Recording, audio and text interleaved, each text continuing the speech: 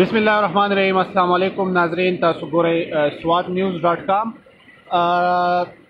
د سوات په سیند کې چې دی هغه سیلاب چې دی هغه راوتی دی او اوبو هغه بهاو چې دی هغه ډېر زیات سیوا شوی دی.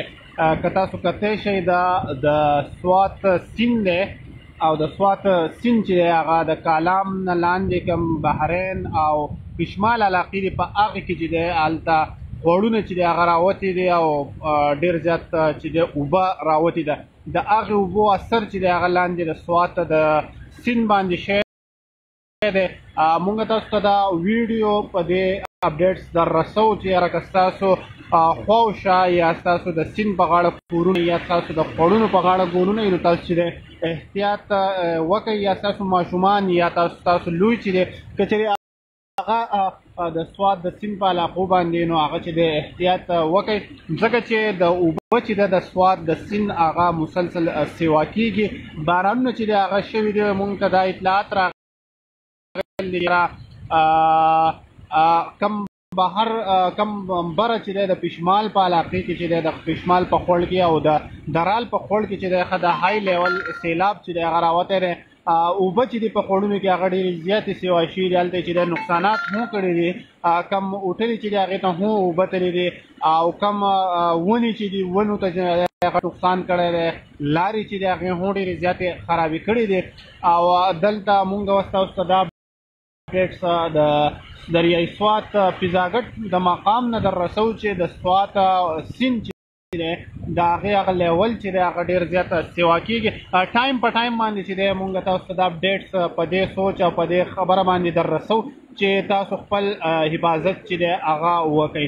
د دغې سره سره چې دی پرونی اپډیټس به هم مونږ تاسو له درکو. پرون د منګورې ښار چې دی په هغې کې سیلاب راوتی او د هغې سیلاب د وجې چې دی ډېر زیات نقصان شوی، یوه ماشومه چې دی هغه پکې وفات شوي وه. د دغې سره سره چې دی د خلکو د کروړاو چې دی هغه نقصان د خلکو د کروړاو چې دی هغه نقصان شوی و. بیا هم انتظامیه چې دا های الرټ ده، د سوات ډسټرکټ ایډمنسټریشن ډپټي کمشنر سوات، د سوات محکمه ریسکیو 1122 ټولې محکمې چې دی هغه های الرټ دي د عوامو د حفاظت لپاره چې یاره عوامو ته هغو ټایم په ټایم چې د هغه ریلیف ورسوي او د عوامو ته چې کوم ځای کې تکلیف وي د هغو هغه تکلیف په ټایم باندې حل کړي. یو اپډیټس بل در رسو چې ضمني انتظامیې د دې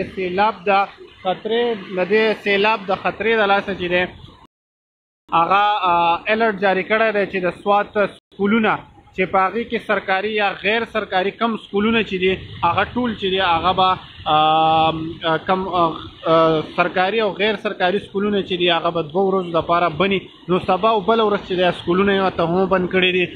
صرف او صرف انتظامیه دا زموږ دپاره ځکه کوي چې یاره مونږ حفاظت وشي یا کم نقصان چې دی د هغې هغه روکتام چې دی هغه وشي. راځو مونږ تاسو ته دا صورتحال چې دی دا در رسو چې یاره څه صورتحال دی، نقصان کم ځای کې شوی دی او نور چې دی کم ځای کې تاسو ته چې دی د حفاظت ضرورت دی. الله دې خیر کړي چې یاره مخکې نقصان ونه شي. او دا سیند چې دی د پیزاګټ په مقام باندې دا دلته دونه د دې لیول چې دی دونه زیات سیوا شوی دی. که د دغې سره سره مونږ وګورو نو هغې بل طرف ته چې دی تاسو کتی شئ هلته هم کافي چې دی سیند راوتی دی. دلته په منګوره